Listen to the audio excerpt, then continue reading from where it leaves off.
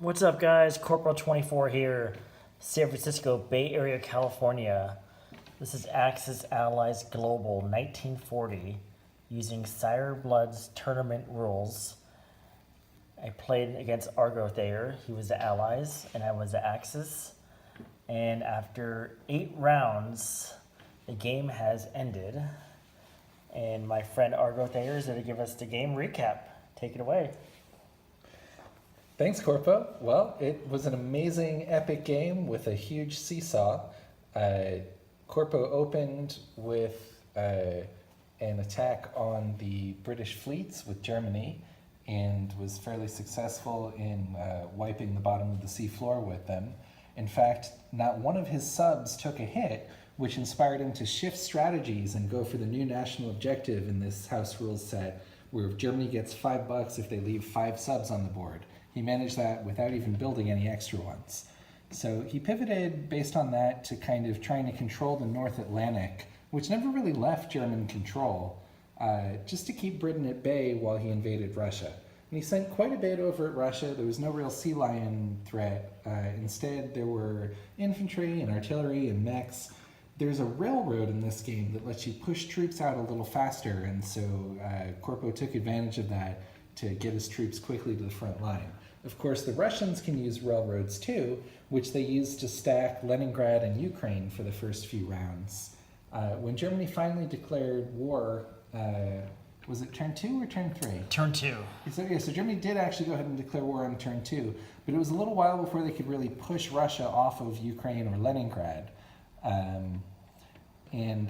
Russia gets retreating factories. So the Russian factories actually retreated all the way to Novosibirsk, Samara, and Stalingrad. That Stalingrad factory used to be in the Ukraine.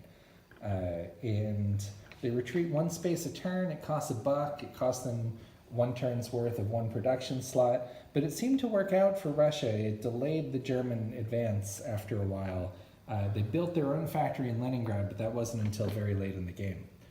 Meanwhile, the British focused on an early takedown of Italy. They were not able to do the Taranto raid because they scrambled to try to control the English Channel and lost all of their fighters there.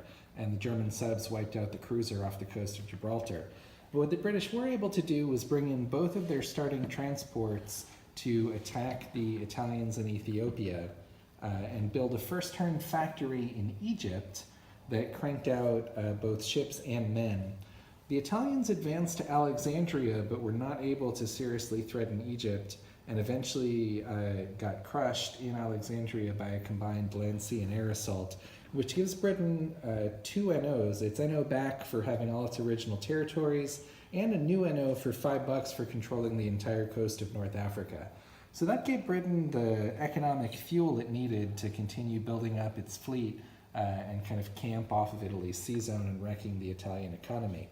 Meanwhile, Britain slowly rebuilt its fleet from Canada, sending in 1 destroyer at a time and building up a small fighter force, which was eventually able to harass Germany off the coast of northern France.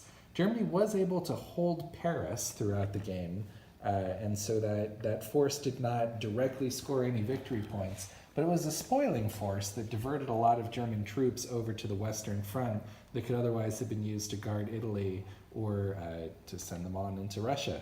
As you can see, Rome fell on the last turn of the game to a dedicated American assault.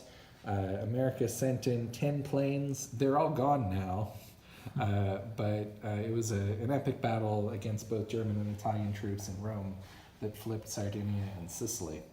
Over in the Pacific, Japan focused on China to start with. China starts with a bid of 3 cavalry, new units that are attack at 2, defend at 1, move 2, and blitz for a cost of 4.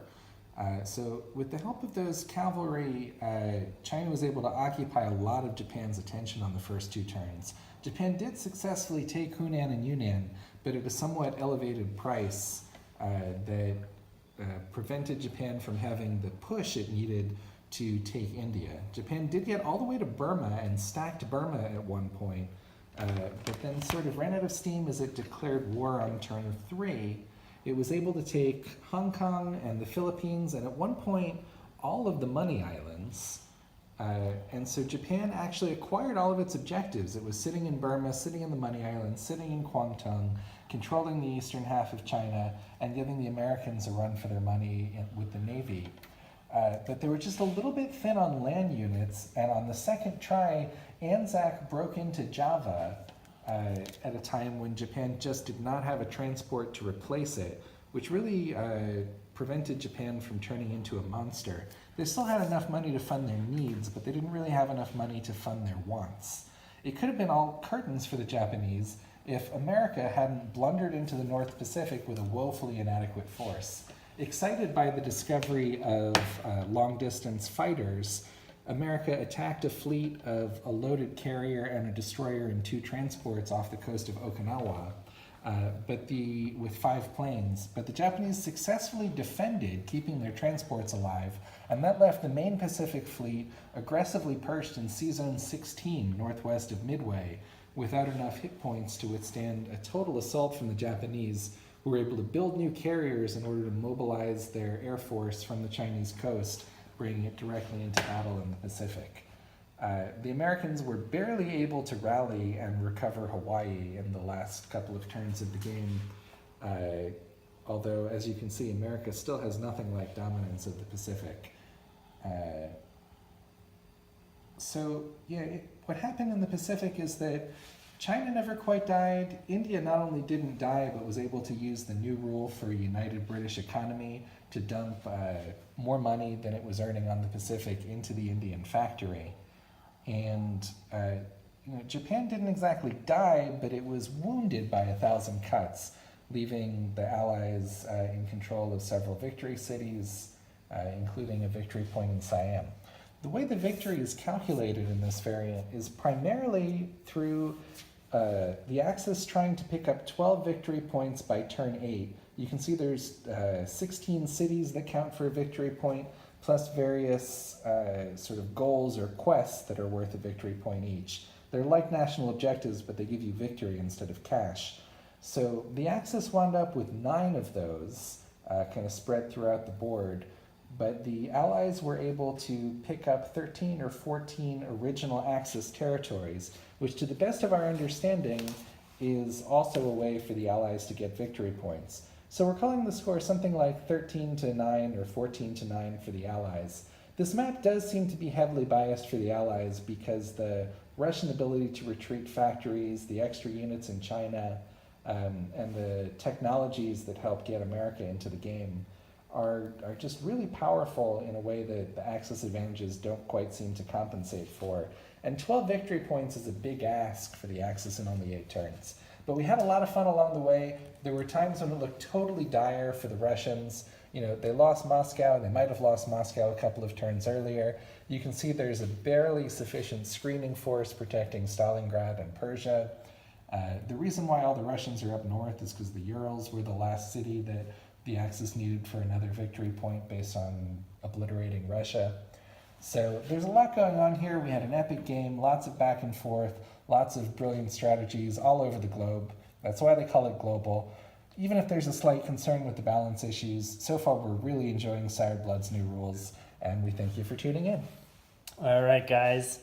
It's Sunday morning right now, a little past midnight, so Pacific time. Everyone have a good night's sleep, or some of you guys are getting up in Europe. But hope you guys enjoyed this video, and we will be in LA next week, and we are excited. All right, guys. Deuces.